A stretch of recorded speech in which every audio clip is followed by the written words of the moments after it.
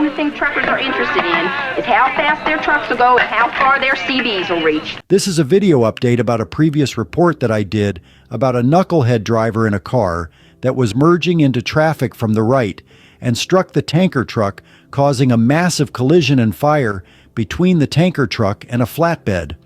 In our last update, we went over the devastating incident that occurred on Route 95 in Norwalk, Connecticut last week. The morning rush hour was disrupted by a huge collision under the Fairfield Avenue overpass involving a tanker truck carrying a staggering 8,500 gallons of fuel. A car merging from the right lane struck the tanker, leading to a fiery spectacle. Despite the severity of the crash, only minor injuries were reported in an otherwise grim situation.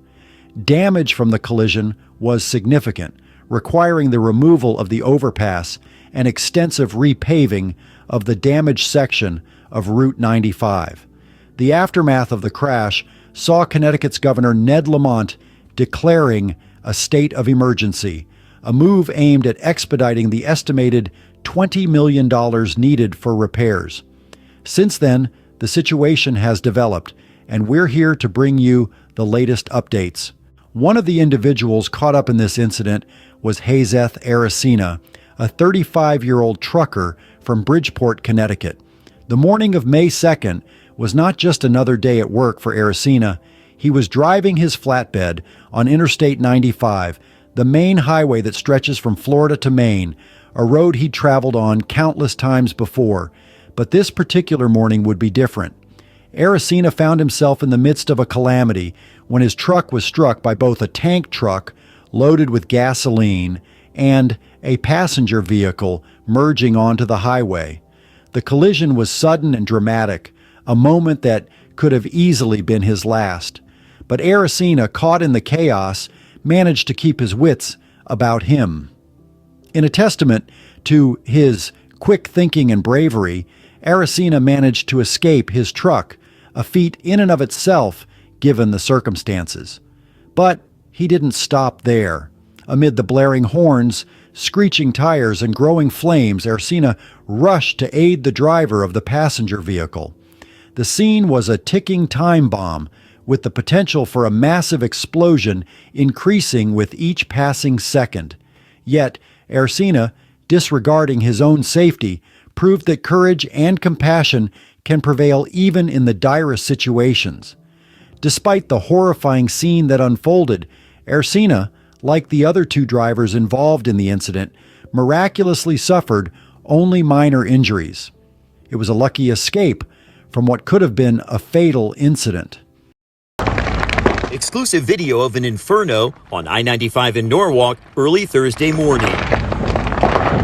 Experts say that eerie crackling, a distinctive feature of raging fuel fires, famous for their extraordinary heat and poisonous fumes. Everything was on fire, my truck, the other car. The video was taken by 35-year-old Bridgeport truck driver Hazeth Aracena, one of three men involved in the crash that would end up shutting down the interstate.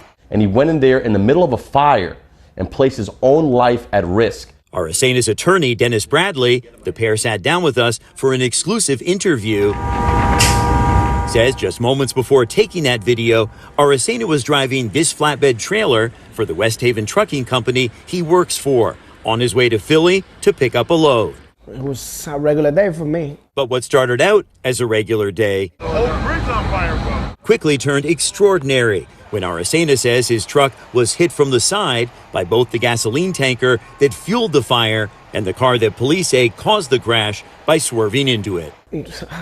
I didn't know how I was still online, telling you the truth. Despite suffering serious injuries to his leg and back, Aracena says he rescued the driver of the car whose vehicle was engulfed in flames. There was fire everywhere, and this guy says, I'm going to answer the call, and saves the life of another human being. That's the type of stuff that you see made out of only Hollywood movies. 6 kids. The proud father of 6 young kids, who's known for his quiet, humble demeanor, says he hopes other drivers will learn from the crash to drive more carefully around trucks, especially when changing lanes. We cannot stop that quick, like regular car. It's a miracle that you weren't killed. Yeah. A simple nod of acknowledgement from a proud family man who says the whole situation has left him grateful to be alive. I think he should be held in high esteem and high regard, and he really exemplifies the very best of what it is when we call ourselves human beings. Connecticut Governor Ned Lamont declared a state of emergency.